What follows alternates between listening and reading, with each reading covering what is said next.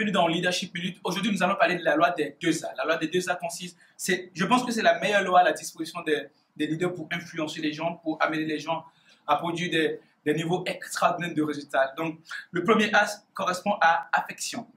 Et pour pouvoir produire des niveaux supérieurs de résultats avec les gens, vous êtes amené à, dans un premier temps, montrer de l'affection envers eux.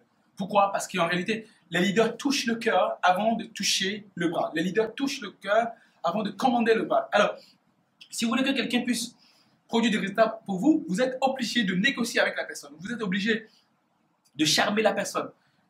Nous le faisons quand on est avec des clients. Nous le faisons quand on développe des rapports de type sentimental avec les gens. On montre dans un premier temps de l'affection. On appelle ça la période de marketing. Au cours de cette période, vous devez montrer de l'affection. C'est le premier A. Montrer de l'affection, ça suppose que vous allez dire aux gens ce qu'ils veulent entendre. Vous allez encourager les gens.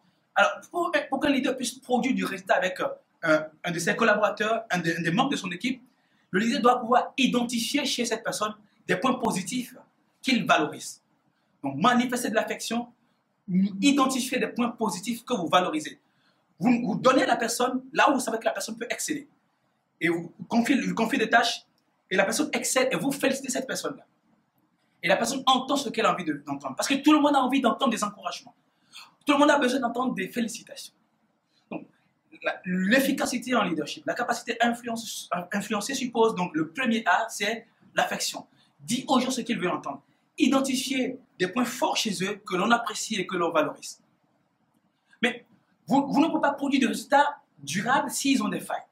Ce qui suppose la pratique d'un deuxième A, qui consiste à pratiquer l'affirmation. Donc cette fois-ci, dis aux gens ce qu'ils doivent entendre. Une fois qu'un collaborateur, vous lui avez confié des tâches correspondant à ses points forts et qu'il réussit brillamment et que vous le félicitez, vous êtes obligé maintenant de lui dire ce qu'il doit entendre. Donc de lui dire quels sont les points d'amélioration, de lui dire quels sont les points de progrès. Et de lui dire si tu veux avoir des niveaux supérieurs de résultats, il faudra que tu t'améliores dans tel aspect. Et voici les outils qu'il faut. Je vais t'accompagner, je vais te former, je vais te conduire à réussir cela.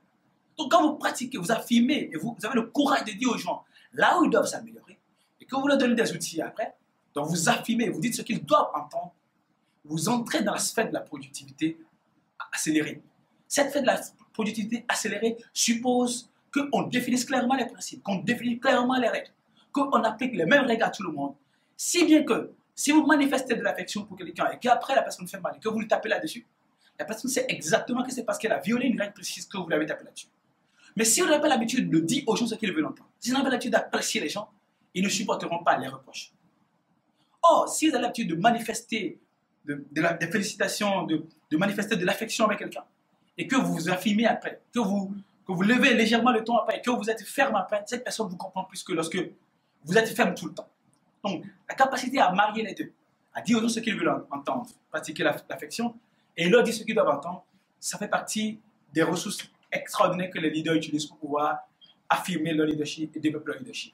Dans une vidéo plus longue, je parlerai de la règle des 2A, comment est-ce que vous pouvez pratiquer cette règle en négociation, comment est-ce que vous pouvez pratiquer cette règle lorsque vous prenez la parole en public, comment est-ce que vous pouvez pratiquer cette règle dans n'importe quel aspect de votre vie pour pouvoir produire de nouveaux résultats supérieurs.